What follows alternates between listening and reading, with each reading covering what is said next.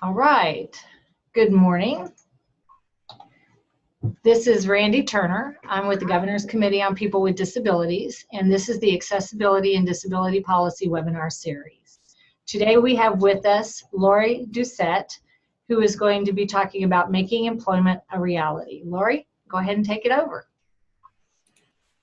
Hi, everybody. Good morning. Again, my name is Lori Doucette. I am the site director of the Adult Services Program of Including Kids. My program is called the Center for Community Inclusion. I'm really happy to be here.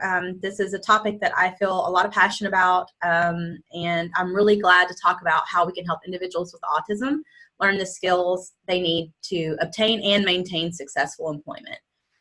Just a little bit about my background. I received my bachelor's degree in 1999 in psychology. Worked for a little bit in the fields of mental health. I spent some time working also in the fields of child protective services. In 2007, I returned to school to get my master's degree in psychology with an emphasis on applied behavior analysis. I am a board certified behavior analyst as well as a licensed behavior analyst in the state of Texas.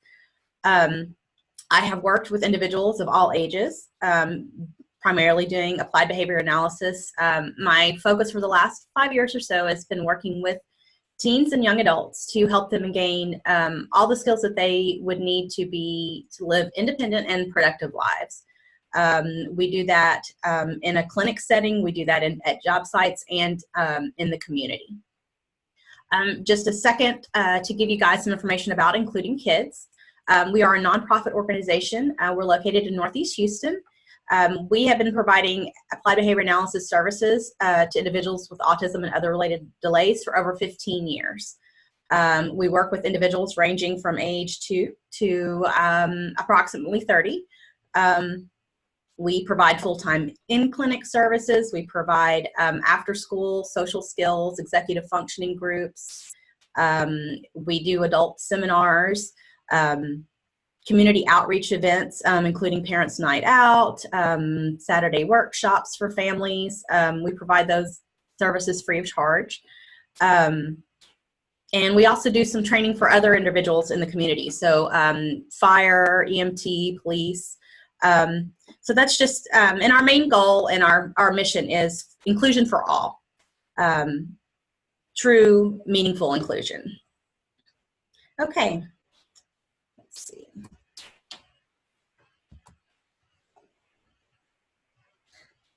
So the objectives I want to hit today are, I really want to help you guys identify some really important skills that are necessary for an individual to be successfully employed. I also want to review with you some of the methods we use for assessing individual skills in these areas. And I want for you guys to learn a few basic strategies that can be used to help our teens and young adults gain these practical and functional skills.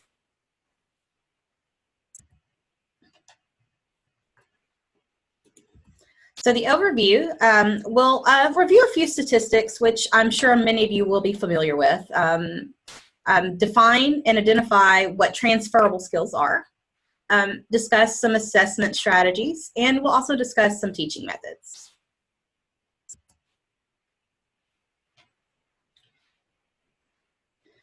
So I don't normally start presentations with statistics, but I felt the need to really set the stage as to why this topic is so important.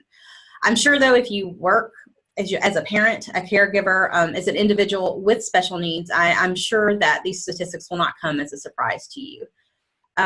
So Paul Shattuck and his team published a study in the American Journal of the American Academy of Pediatrics in 2012. It stated that 50% of adults between 19 and 23 that were diagnosed with autism were not working or attending postgraduate education after graduating. In that same year, the unemployment rate for that same age group was about 25%. So you can see there's definitely a discrepancy. The other thing with the diagnosis of autism is the diagnosis of autism had the lowest employment rates in comparison to people with other disabilities. We can speculate as to why, but I think that if you work with individuals with autism, you know that a lot of the most important skills that help you gain and maintain an employment are actually the areas of social skills and communication. And those things are, the primary challenges that people with autism face.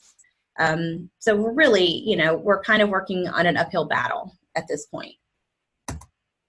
According to the National Autism Indicators Report, specifically the transition into young adulthood, as you can see, 4 in 10 young adults have never worked for pay during high school or in their 20s. And those that did tended to work low-income, very part-time jobs. And if you just stop and reflect a moment on your own life experience, if you held a job in high school or shortly after, there was probably a lot of really good skills that you learned and were able to develop in that part of your life and through that experience. And, you can maybe stop and just reflect on how that experience shaped you into the adult that you are now. I mean, I definitely can say from my personal experience, working through high school, working in college, I learned a lot about how to be a good employee, and I got a chance to practice those skills. And if our young adults are not getting those opportunities, then they're not getting those opportunities to practice those skills as well and to get that experience for their life.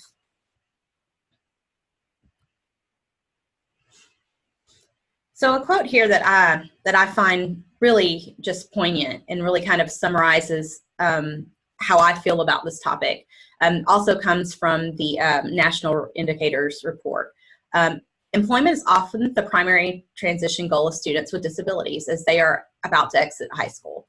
Getting a job, though, is much more about than earning a paycheck. It's a rite of passage. It's about assuming an adult role in society, gaining confidence, establishing independence for those first steps toward pursuing a career. And at our clinic, we work with people full-time. We work with them 32 and a half hours a week working on all sorts of skills. And as a behavior analyst, we take a lot of data. We measure progress. We make modifications and changes based on the progress that we see. It's really hard to quantify, though, that feeling that you see your students or your clients and experience when they're actually being successful at a job and they're doing something that is meaningful to them. And so there's a lot that goes into that. And, and so this statement that it's really more than just a paycheck. It is a rite of passage. It's changing from being someone who's completely dependent on someone else and learning how to take care of yourself and doing things that contribute to society as well as your own self-care. So now that we've really established the importance of employment, what can we do to make it a reality for the individuals we work with?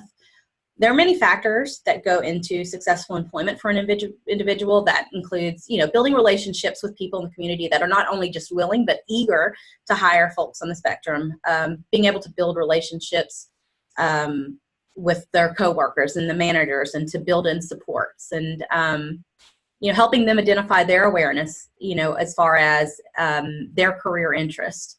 But today what we're really going to focus on is how can we give the individuals we work with the skills that they need to be successful really in any employment setting. And those skills are transferable skills.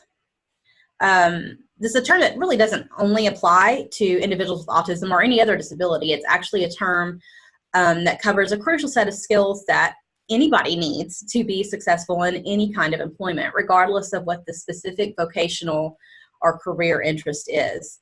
And these are really, as I said before, these are really the skills that you see folks with autism really struggle with.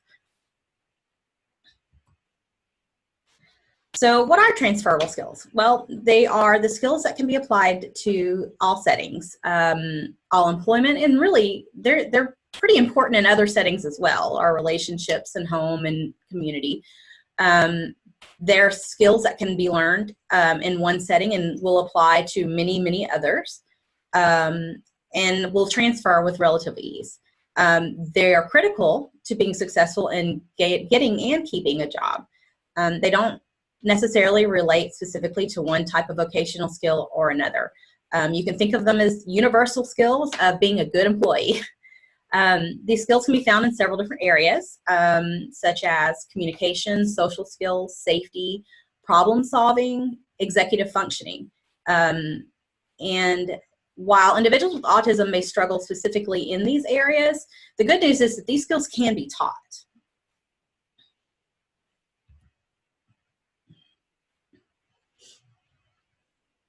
So one area where we focus is communication skills.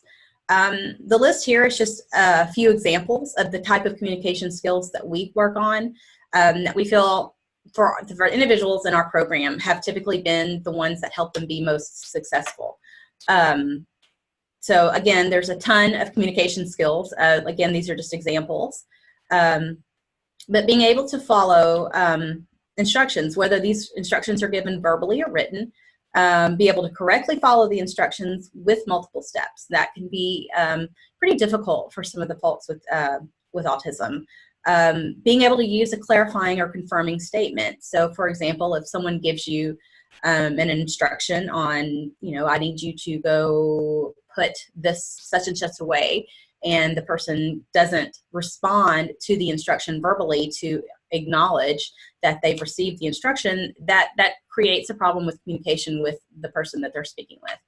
And so we teach our guys to say things like, okay, no problem, I got it, to make sure that they're clarifying. So if the person's finished talking and you can't go do the task they've asked you to do, then you need to make a clarifying statement. I don't understand. Can you help me? Can you write it down? Being able to request accommodations. That's something we work on a lot. And so that could be as simple as knowing when and how to ask for help when you need it. It could be something that you set up beforehand with your employer of, I really have a hard time hearing and following instructions verbally. Could we set up a system where my instructions are written down for me? So requesting accommodations and also reporting problems. And so that could be something like there's a spill on the floor, not just passing it up, but actually noticing the problem and reporting it to someone, reporting problems, interpersonal problems that they might have with coworkers, but being able to communicate when there's a problem.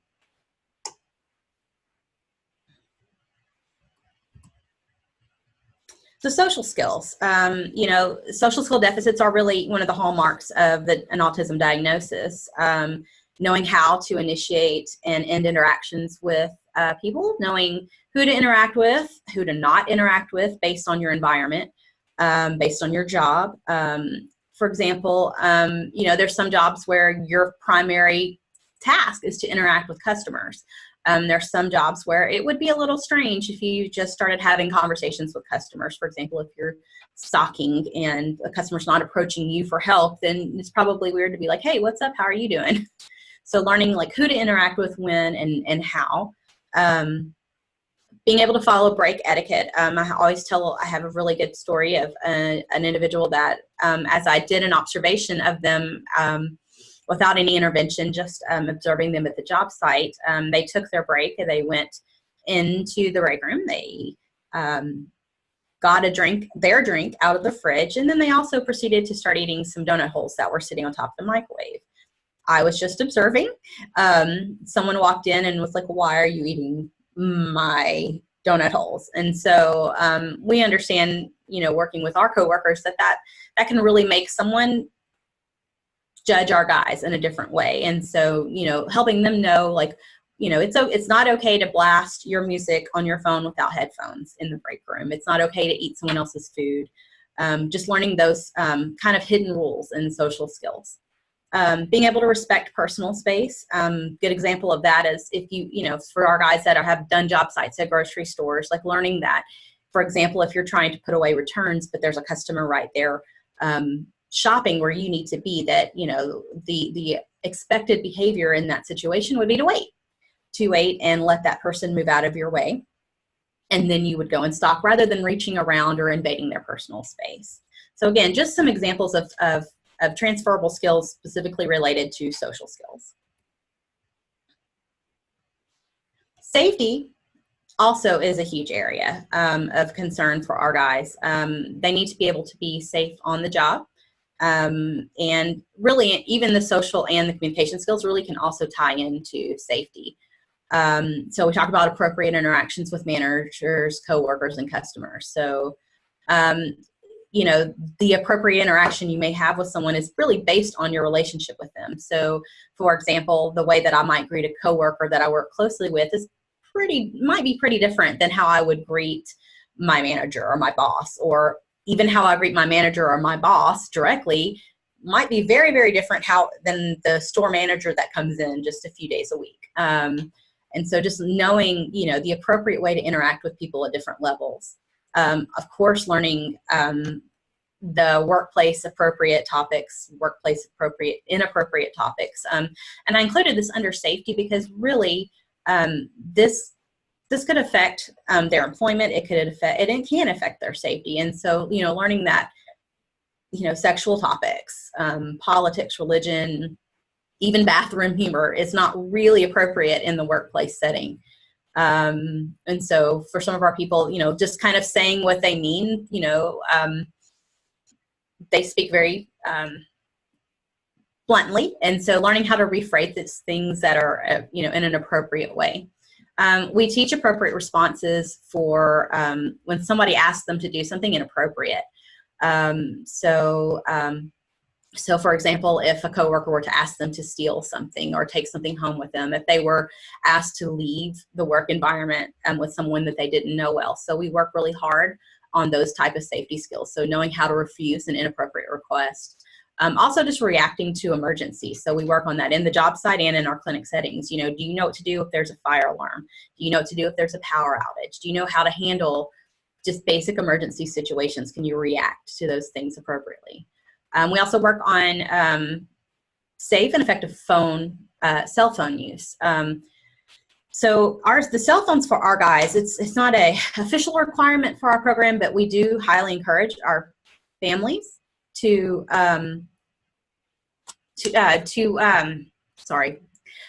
we highly encourage our families to have cell phones for our guys because there's a lot of safety skills that can be acquired through use of a telephone.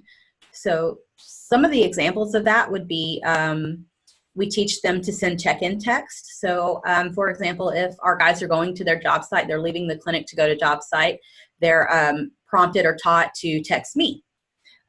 Just to say, hey, Lori, we're going to our job site, and then texting when they arrive. And so using their phones is kind of a method of checking in and keeping them safe. Lori, let me interrupt just real quick. Your video froze. Yes, I saw that, and I wasn't sure if that was just on my end. No, I don't know. Maybe if you could turn it off, turn it back on. Maybe that would. Okay. If not, okay, we just may not have you. Okay, let me try this.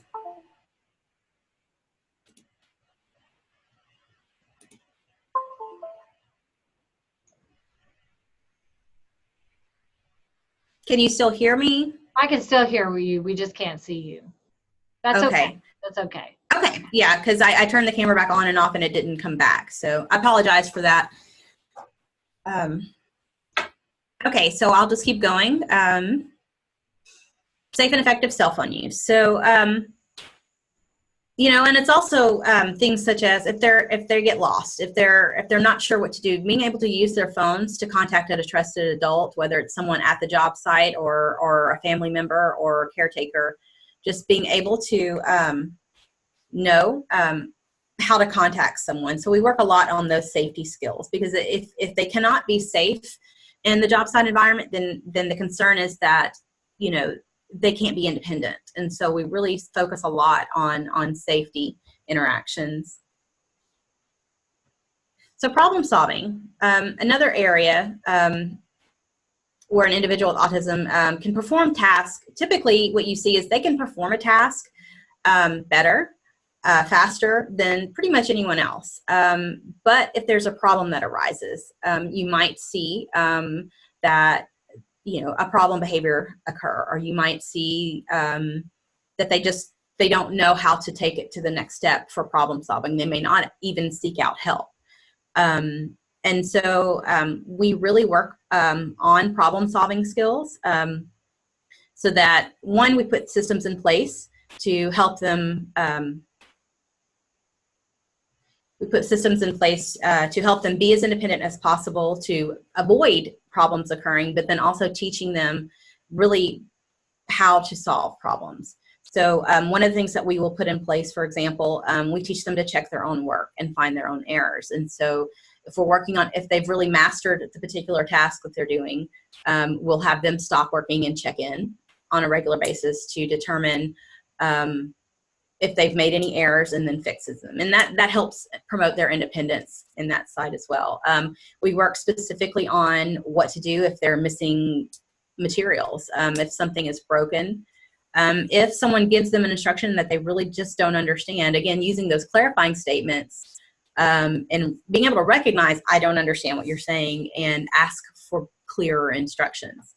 Another thing that we work on is sometimes we'll set up a situation where the amount of work that they have doesn't fill the time that they're supposed to be working, because one of the really hallmarks of a good employee is being able to stay busy. And so if you run out of the specific task you're working on, will you seek out work? Will you go and find a manager or coworker and ask them if they need help with something? And so teaching them to check in when they're finished and ask for more work. So executive functioning skills are a set of skills that relate to managing ourselves and our resources to achieve a goal. There are 8 key areas of executive functioning, and that's impulse control, emotional regulation, cognitive flexibility, working memory, self-monitoring, planning, and prioritizing. Also task initiation and time management. So for the purposes of this presentation, I kind of just selected a few that are pretty important to being a good employee. So for example, time management, being able to estimate how long a particular task will take you and making sure that you allot the appropriate amount of time to complete the task. I don't know about the rest of you, but I know that's something that I work on constantly. It's something that's just a really important kind of ongoing skill that you're learning. So being able to take a schedule, whether it's create your own or being able to follow a schedule that someone else completes for you. Being able to use accommodations to help you with your time management. So learning how to use alarms, timers, calendar alerts. We do a lot of those type of things with technology for our guys, whether they're using an iPod or an iPad or their cell phone. Since time management is typically a really big struggle for folks, using those accommodations really helps them be more independent. Organization and planning. So being able to set up your own workspace, being able to work efficiently, choosing the best method to complete that task that will help you be accurate and efficient. So as you can see in these few slides that we've covered, there are a lot of transferable skills that are just really important to being a successful employee. And so, while having deficits in some areas, what's great is that our guys also have some amazing strengths in others. And I think that that's why assessment is really, really critical. So assessment helps us prioritize our teaching time, not only identifying areas of weaknesses, but strengths as well. Assessment can also yield great information about preference and what type of career that person may want to pursue, or have an inclination toward. So have some natural strengths toward a certain type of career. We want to always try to start with the skills the person already has in their repertoire, whether they are completely independent or maybe they're just skills that they kind of have, but with a little bit of training that they'll be really independent with. And because we want to get the maximum bang for our buck when we're talking about teaching these skills. And then we're going to prioritize assessments identified during the process based on how critical the skill is to success. So the first assessment we're going to talk about is the AFLS, which is the Assessment of Functional Living Skills. It is a very intensive and detailed assessment, and it categorizes skills by type. These are skills that really are everyday skills. It probes skills that are essential for independence, exist in all settings, needed really throughout their entire day. And the purpose of this assessment is to identify strengths and very specific deficits in skill areas. And I've also included a link to the website at the end of this presentation so that you can look at this assessment yourself. The structure of AFLs is it's very intensive assessment. There are 6 protocols. The information is gathered by either direct testing of the skill, observation, information from the caretakers, and what's really cool is the results really yield good objectives for teaching. And so not only is it a way to assess, you can use this actually to build a criteria. If you work in, say, a school setting, this can help you determine what your the objectives for your IEP should be. And so we do things like we place we contrive situations where we place people in a situation to test whether or not they have the skill. I mean, you can go to the next slide. And then once the results are complete, it actually yields a grid-like scaffolding, which shows you how the skills build upon each other. It indicates what areas where there are some strengths and what areas there are deficits, and it really also helps you identify what the highest priority deficits are going to be. And this assessment can be repeated as new skills are acquired, and it can also show you the progress that they make over time. So again, as I said before, there's 6 different protocols. So there's basic skills, basic living skills, home living skills, school skills, independent living skills. For this purpose and for this talk, we'll focus on the areas that the vocational skills protocol covers. So that's job search, interview, basic skills, coworker relations, workplace safety, and then a lot of it is more specific to different types of vocational activities.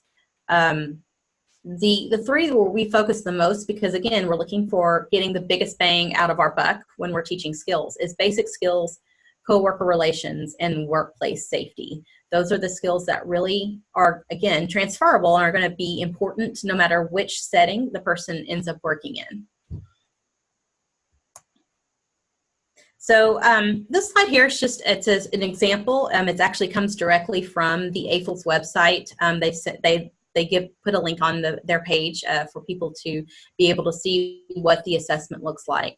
And so you can see there's columns for the number of the particular objective that you're testing, there's scoring, and then a description of what it is that you're testing. And then there's specific criteria to help you know how to score that.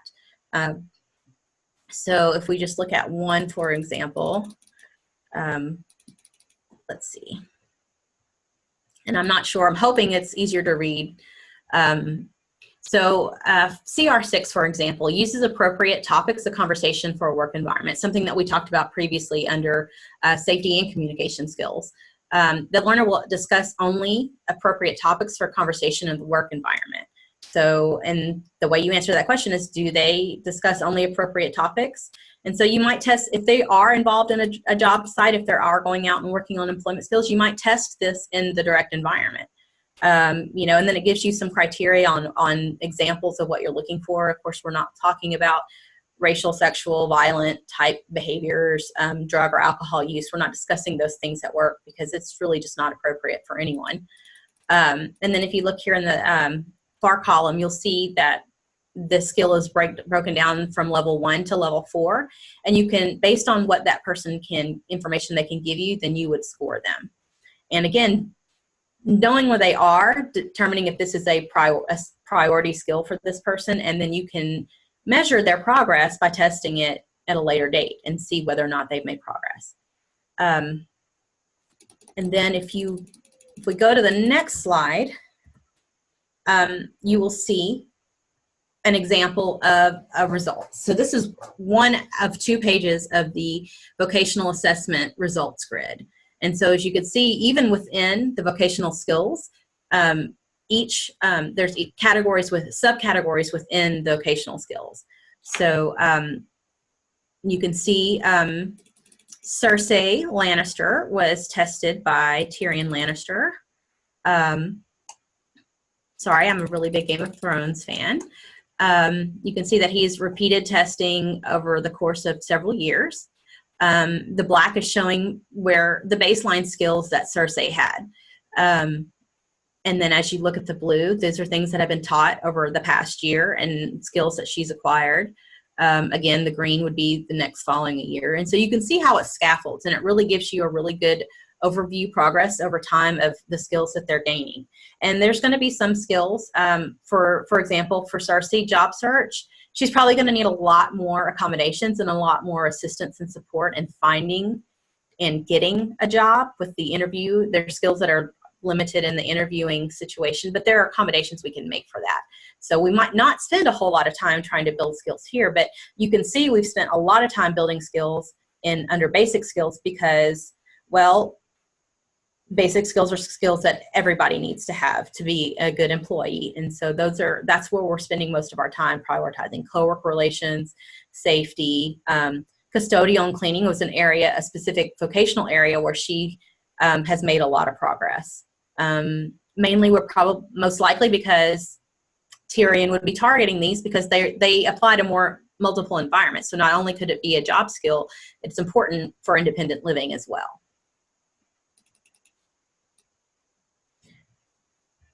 So job sampling. The way that we use it in our environment is a way to continually assess and teach transferable job skills in the natural environment. So at Center for Community Inclusion, each of our clients participates in at least 1 to 2 hours a week of job sampling. I have a list on the next slide that shows you a picture of some of the places that we work or have worked in the past. And while we're at these job sampling sites, we're teaching the site-specific vocational skill, but we're really more concerned about assessing and teaching those transferable skills in the natural environment. So the goal is to rotate clients regularly through the different types of jobs. Really, it's a good way to assess where their natural strengths lie. It's a good way to test for preferences of types of tasks they like to do, what kind of environments they're going to be successful in. A lot of times what we see is, environments that might be loud or, particularly for one individual, there's, a problem with babies crying, for example. And so while they've practiced their skills, say at a grocery store, that might not be the best environment for them to get gainful employment in because it's going to be very difficult and very aversive for them. And so our goal is to rotate clients regularly through the different job sites. These are unpaid placements, as most of the students still need a higher level of support in these environments. But the goal is to, it also serves a double purpose, which is to build and expand relationships with employers in our community so that we can expand into actual internships which would hopefully turn into paid employment positions. It's also a good way, like I said, it's a good way to establish potential employers for our guys. The main purpose of job sampling is to assess their strengths and preferences in the natural environment. So the next slide shows you some of the past and current partners that we've worked with. HEB I don't know why I didn't put it on here, but HEB is someone that we've worked with in the past. That allow us to come on their site and work on the skills that the students need. And so one of the reasons they're not unpaid is we may not be very productive in the job itself because we're really working on those transferable skills and assessing for those as well. So we also have a relationship with the food pantry in addition to these. We also recently developed within our strip center a relationship with a dental office that is having someone do some scanning and filing, texting, reminders, things like that. So, it's like I said, it's a really good way to assess where your client is at, but it's also a really good way to build relationships and expand those community partnerships. Another method we use for assessment is just direct observation.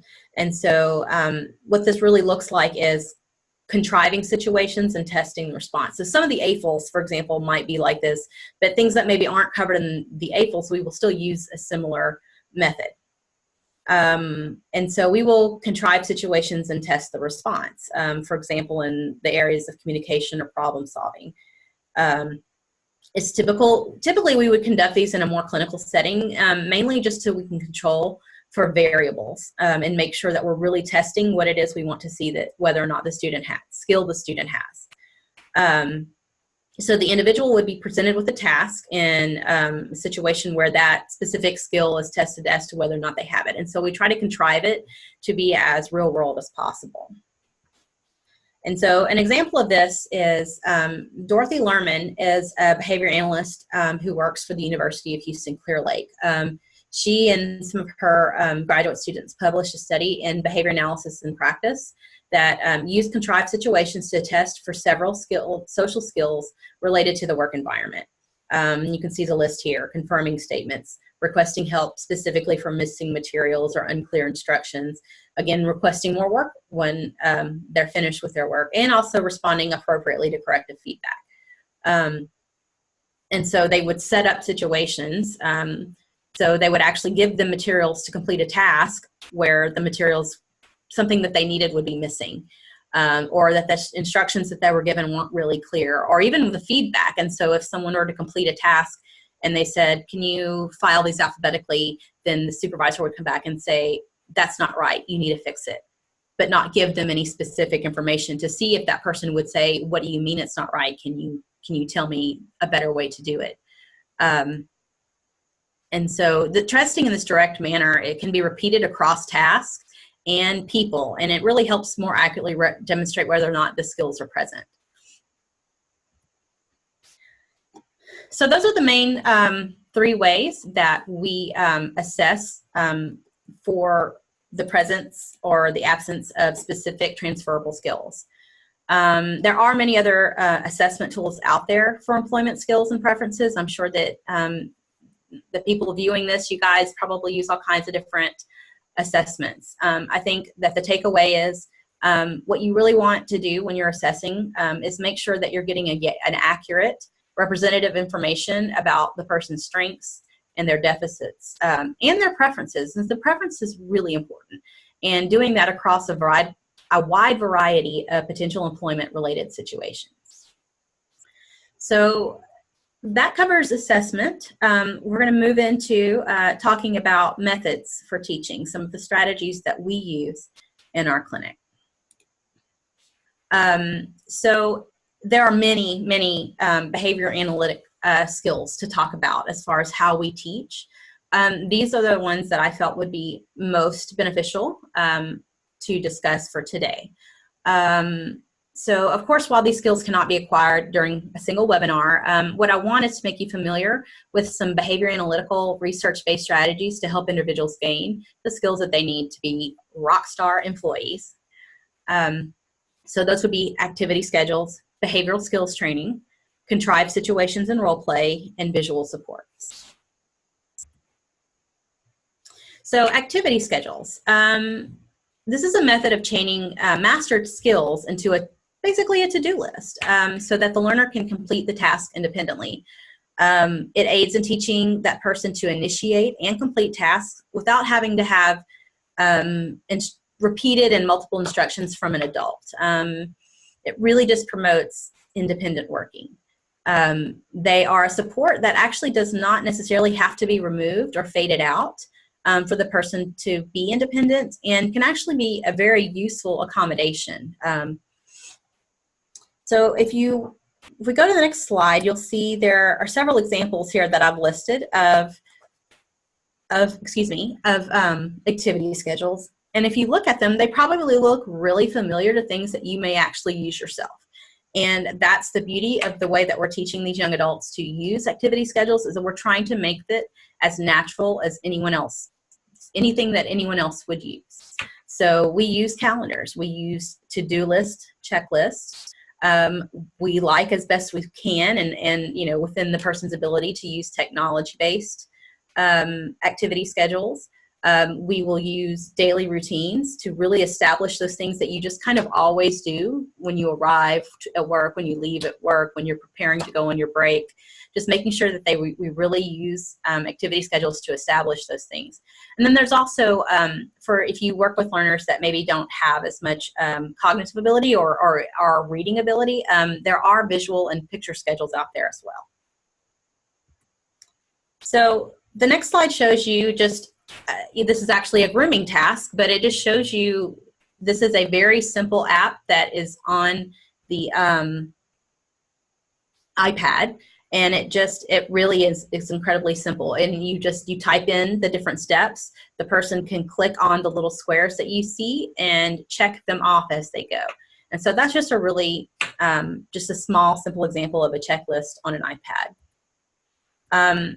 This is an example of a printed out, like if this would be printed out on paper for someone to use, of their arrival routine. So when they get to work, they need to put their belongings in the break room.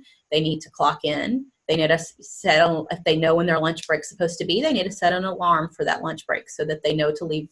And it may even be that they don't get to go to lunch at that exact time, but they need to know when to ask for a lunch break.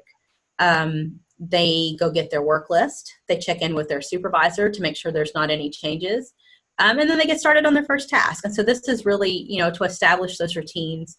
Hopefully this would be something that you could fade out over time, because it would be the same each time. But even if it couldn't be, that's okay. That person could have that printed on a really small piece of paper, or have it where it's laminated where they can use it every day. But if it keeps them independent, that's really the goal. So the next thing I want to show you is the First Then Visual Schedule app. It's really, really cool app. Highly recommended. There's a lot of benefit for learners in all ages and all settings. But and these are actually just pictures from their website. And so you can see on the first picture that you can create a list of different schedules.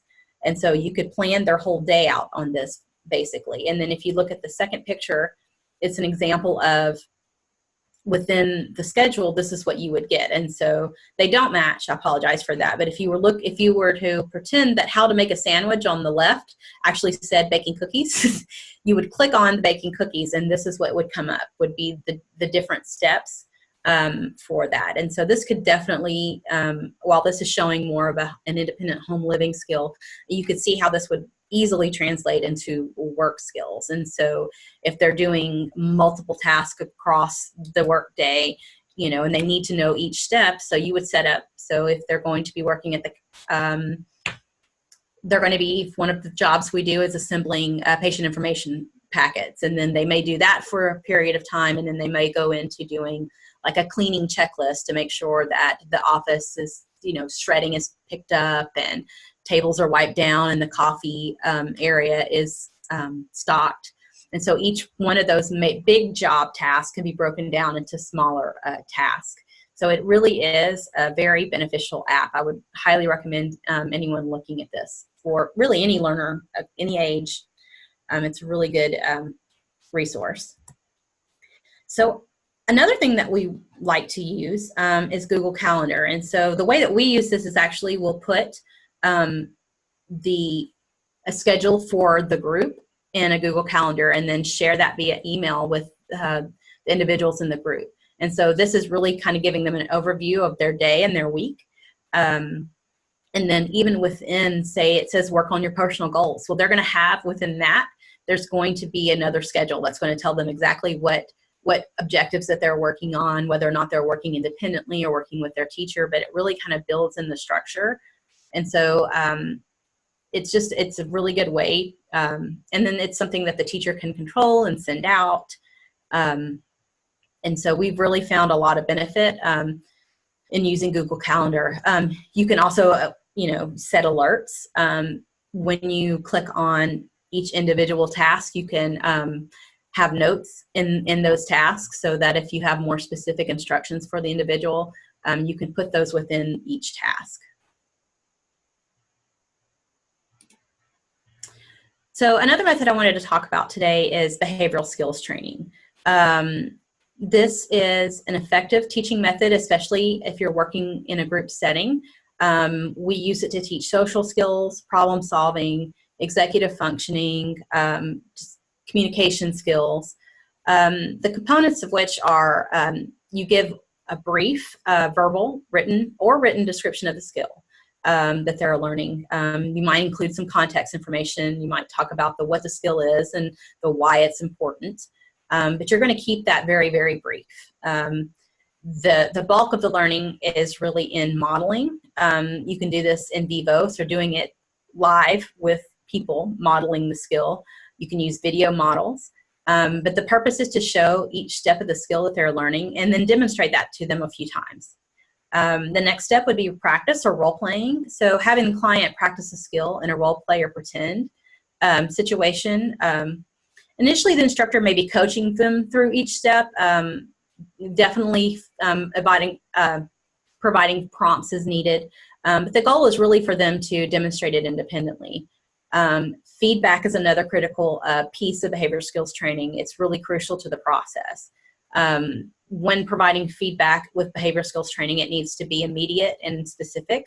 We want to keep it as positive as possible. So meaning that we're going to talk about if they made a mistake, for example, you're going to talk about what they should be demonstrating instead rather than telling you don't do that. So it's really important that you keep that specific and positive. And you continue to practice until they can at least maybe once demonstrate the skill with either less help or independently. And this can be done in a relatively short period of time. You can repeat this process until you see mastery of that skill and then move on to the next skill. Application is also a huge part. And so, a big part of applied behavior analysis is making sure that we're teaching behaviors to be generalized. So we're not just learning to just demonstrate those behaviors in one setting where they're not going to really be functional in a different setting. So we want to make sure that we're offering, once they've learned the skill, that we're offering the opportunity to practice the skill in a more natural environment, maybe doing some testing to make sure that they have that skill without any additional help or prompting. And again, using behavioral skills training is really effective if you're working with, more than one student, which in our program we have a 3-to-1 ratio as well as a 5-to-1 ratio. And we use behavioral skills training a lot in our 5-to-1 ratio. So just an example of behavior skills training, a skill that you would teach through that is interviewing. So it is a very complex skill. There's lots of social interactions, lots of hidden rules in interviewing. But you want to start with greeting. So the very first step in an interview is greeting the person. And while it seems like a simple skill, hi, how are you? It's not when you talk about it specifically in an interviewing setting. And so some of the key components of a good greeting would be having your eyes looking at the person, extending your hand appropriately for the handshake, having the appropriate grasp. So no limp fish, no power shakes. A lot of our guys, we have to work on shake, shake, click, go. We don't want to continually shake that person's hand because that kind of social interaction tends to make people uncomfortable. State your name, state the purpose why you're there. And then you would want to make a nice comment. For example, it's nice to meet you. I'm happy to be here. Something a little more complex is thank you for the opportunity to interview for this position. And then there's some hidden rules in that. So we would practice like staying standing until the other person sits. And then also making sure if it's an issue for that individual, making sure that they keep appropriate personal space. And so you can see how using behavior skills training, so we could talk about why it's important. Let's talk about each step in this like didactic situation. So we might spend 5 minutes on that, but then let's practice. Okay, I'm going to show you a few times what this looks like, and then you're going to practice it. I'm going to give you feedback. You're going to do it again and a little more independently without my prompting, and eventually we get that. And then we move on to asking and answering questions within an interview. So this is just an example of how we use behavioral skills training. Role-playing contrived situations. Well, it is similar to BST. We will use role-play scenarios and contrived situations to practice skills when the opportunity in the natural environment is not very frequent. Contrived just means that we'll set the environment up for the individual to encounter a situation wherein they have to demonstrate or practice a targeted skill. So a lot of a good example of how we use this at our clinic is working on refusing inappropriate instructions. Unfortunately, out in the real world, there may be coworkers that our guys might work with that don't always have the best intentions, and so People can be exploited, they can be manipulated, and so it's really important for our guys to practice saying no to those things. However, those situations, when we're around and we're providing support, those situations just don't happen on their own. And so we do them in role play situations here at the clinic and say, so we might start with, what would you say if someone told you to put that item in your pocket? And, we may start out giving them a full verbal response to reply with, or we might give them a written prompt to practice. And so depending on their level of communication ability, it could be just no, or it could be, I'm sorry, I'm not doing that. That's inappropriate. And then also making sure that they report that to someone. But once they've kind of worked on it in our clinic setting with role play with their particular therapist or technician, we're going to contrive the situation with someone maybe that they don't know. So we might pull in a coworker and say, hey, we're working on safety skills with this individual. Can you please go ask them to put this thing in their purse or their pocket? Or can you go and ask them to leave with you? And of course, we usually do a little more discussion with that with the coworker to make sure that they understand that we'll be there. We won't let that person leave. We'll interrupt and prompt if needed, but they need the practice. And so we use contrived situations a lot, especially for safety skills. We also use communication and problem solving skills. We use role play and contrived situations to teach that. So similar to the assessment we talked about with direct observation, if we see that that's an issue, we see that that's a deficit. So for example, we tested the person to see what they would do if they were missing materials, and all they did was just sit there and they didn't engage in any problem solving. They didn't seek out help. They didn't try to find the materials. We're going to work on that because that's really important. And so we're going to contrive those situations on a frequent basis. So we might give them a relatively simple task, something that they know how to do, but maybe it's, for example, maybe compiling, collating and stapling papers, for example. But we only let them they've got like 100 papers to file or compile, and there's 10 staples. And we make sure that they don't know where the staples are kept or that they're not in a normal place. And so we work on that. So by contriving those situations. And so not always just setting them up for complete success, especially once they master the actual skill. What we really want is to make sure the signal to engage in the correct response is not our being there or the instruction to, for example, okay, figure this problem out. It's the situation itself is the signal to engage in the behavior. So the signal to seek out help, the signal to say, no, I can't put that in my pocket. That's illegal. That's stealing. And that type of situation. And so it's also an opportunity to fade out the therapist support so that we don't see the individual only demonstrating the appropriate response when the adult who's taught them this skill is around. So another support that we use is visual prompts. A visual prompt is a picture or text that provides the learner with information or cues about the appropriate response in a given situation. Visuals are really the least intrusive level of prompting and assistance to provide to an individual, mainly because it doesn't require the presence of another person to be effective. So some of the ways that visual prompts can be used are within a task analysis. So, an activity schedule really is an example of a visual prompt. And so, listing out the steps of a task, listing the expectations or the expected behaviors in a particular environment, maybe rules. So just knowing that there's rules. And so there's different rules in social communication, for example, in a library that there are at a football stadium. So helping them remember and teaching them to discriminate between different environments, the rules in different environments. We use visual prompts for conversation topics. And so there might be a green and a red visual that says these topics are cool to talk about during my break. These are not cool to talk about during my break. And of course, individualized to that person. If they, we wouldn't put something inappropriate. They've never talked about that inappropriate topic, but if it's something that's a problem for them, we would list that to make sure that it just helps them remember the rule. We might use visuals to work on social interactions. And so, as we talked about with job interviews and greetings, we might use a script to teach that appropriate social interaction. So if they may need more than just the role play, they may need an actual script, which we would fade out eventually. So, and then we would also introduce different scripts, similar but different scripts, so that we're not teaching them just one response. Problem solving is another skill that we use visual prompts for, and I'll show you some examples in a minute.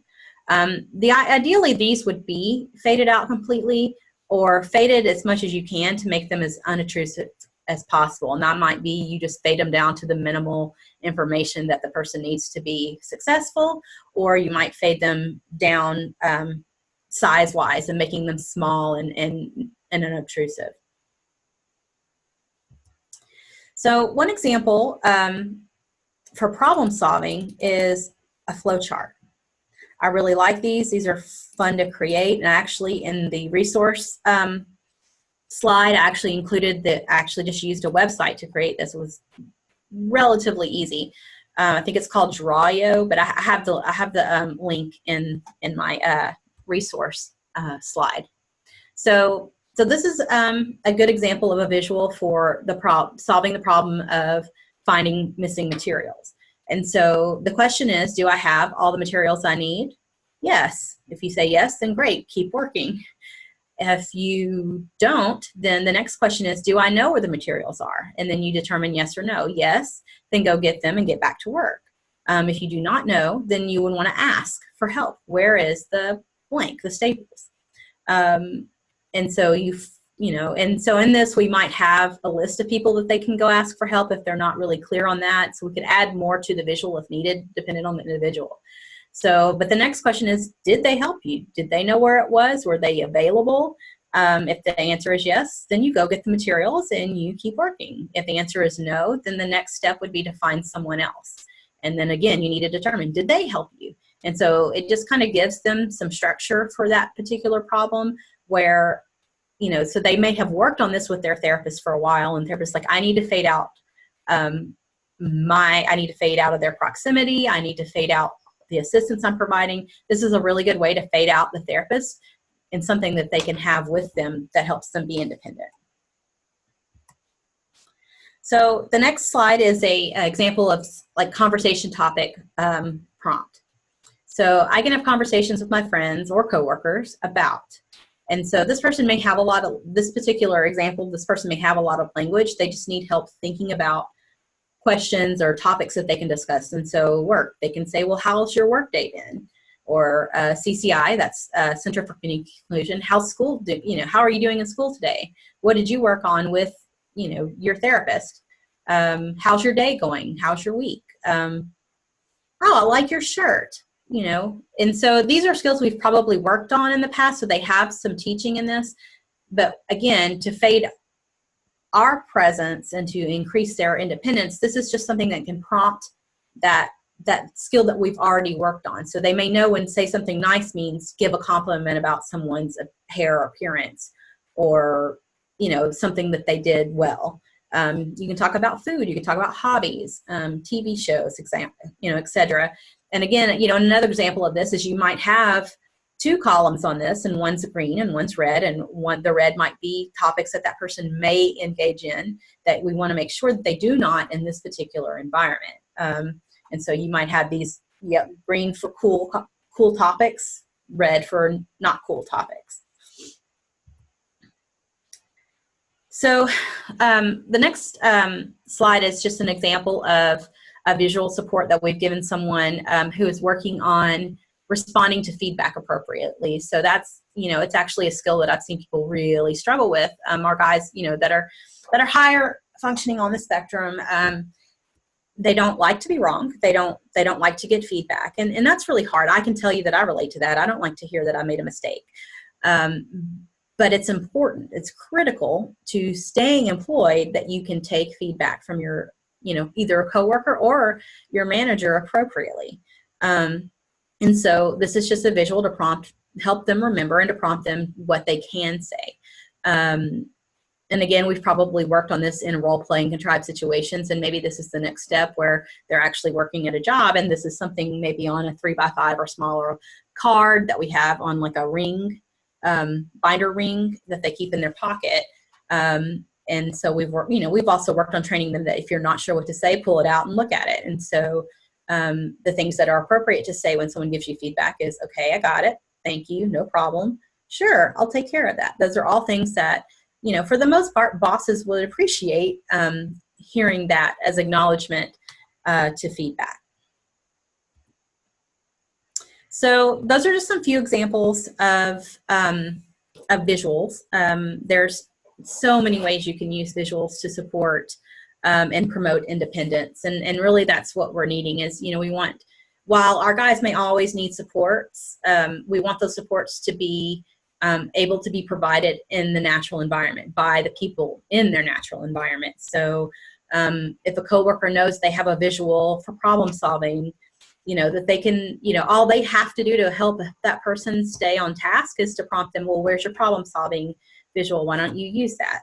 They're not having to stop their job just to go help that person. And so that makes the individual with autism who's working really reinforcing to their coworker, because they're contributing and they're producing, and it gives the other person some structure to help them. And so it's really good ways to build in, to teach people in the environment to be natural supports for the individual. So just a few points that I want to touch on. Oh, I'm sorry, I'm still on the slide before. Thank you. So a few other things just to mention as far as teaching transferable skills is you really want to think about these parameters when you're teaching the skill itself. So you want to make sure to ask yourself, can they do this, or will they demonstrate the skill when I am not around? Can they, over time, can they complete the skill with as much accuracy as anyone else would? So we all make mistakes. We're not expecting perfection, of course, but can they just demonstrate this skill as accurately as anyone else? Are they working at a fast enough rate to be productive? Do they work at close to a normative rate? And so making sure that the tasks that they are good at and that they are doing, that they can do it in a way that is productive to their coworkers and to their manager. And that actually includes some of the transferable and social skills, as far as can they engage in that behavior consistently? Can they do it with little hesitation? So if they're needing to respond to feedback, are they always consistently engaging that behavior?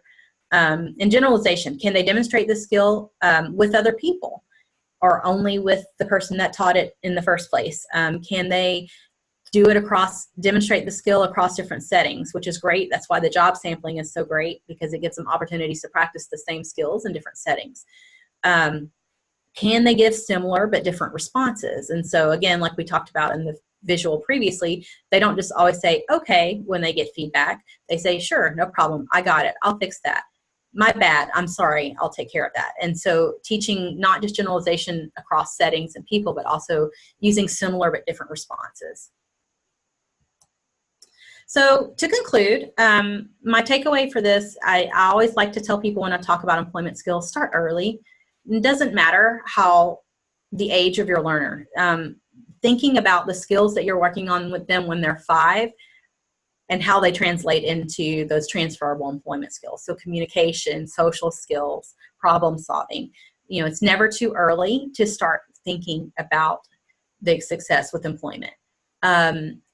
Also, make sure that you're prioritizing those skills that are most essential, that will be transferable, that you want to focus on the skills that are going to give you the most bang for your buck. And, I think if I wanted to say one thing to anyone working with individuals who are with autism who are working on getting employment, that is to expect it.